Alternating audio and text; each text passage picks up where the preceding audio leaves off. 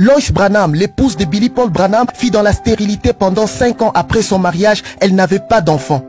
Mais il n'a fallu que quelques minutes de conversation entre elle et son beau-père, le prophète William Branham, dans une voiture pour que sa stérilité s'arrête. Suivez son histoire incroyable. Billy Paul Branham m'a épousée le 7 août 1956 dans une église chrétienne, alors que j'avais 16 ans et lui en avait 20. J'ai vécu avec lui pendant 67 ans. Ma stérilité qui dura 5 ans, s'arrêta mystérieusement dans une voiture, il y a de cela plus de 60 ans. Mais avant tout, abonnez-vous sur notre chaîne YouTube William Branham Bibliothèque pour ne pas manquer ce genre de films incroyables. En été 1960, le prophète William Branham avait des séries de réunions de guérison en Californie et à Washington. Lors de cette tournée, Lois Branham accompagna son mari Billy Paul Branham, le fils du prophète, qui fut son secrétaire. Lorsque Branham faisait ses lignes de prière pendant ces réunions, Lois Branham ne comprenait pas le phénomène qui faisait que le prophète détecte les maladies des gens au travers de sa main. Dans la ville de Yakima à Washington, après une ligne de prière, elle attendit la fin de la réunion lorsqu'elle sera dans la voiture avec le prophète pour lui poser sa question.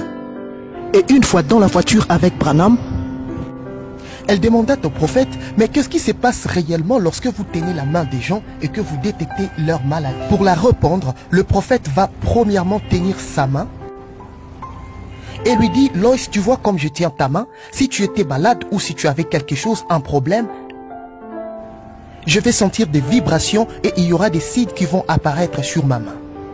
Mais à l'instant que le prophète teignit la main de Lois et commença à l'expliquer, il s'arrêta brusquement, il regarda Lois et regarda de nouveau sa main. Branham fut surpris, quelque chose n'allait pas avec sa belle-fille. Lorsque j'avais regardé sa main, il eut l'apparition des petits boutons étranges, et là j'ai réalisé que c'était lié à ma stérilité. En même temps j'ai fui soulagé, car j'ai compris tout de suite que comme Branham avait détecté ma maladie, ce problème était déjà résolu. Remember, my daughter-in-law was barren to begin with. Et souvenez-vous, ma belle-fille était stérile au début. She could not have no children. Elle ne pouvait pas avoir d'enfants. And one day leaving a meeting, the Lord spoke to me. Mais un jour, en quittant une réunion, le Seigneur me parla. And it said, Lois, you will bear a son. The Lord has blessed you. Your female trouble is gone. Et je lui dis, Lois, tu auras un fils. Le Seigneur t'a béni. Ton trouble féminin a disparu. Little Paul was born 9 months. La stérilité de Lois s'arrêta là dans la voiture. Ainsi, en novembre 1961, Lois Branham accoucha de son premier garçon, William Paul Branham Jr., le premier petit-fils du prophète William Branham. Le prophète consacra le garçon le dimanche 10 décembre 1961 dans le message Un paradoxe.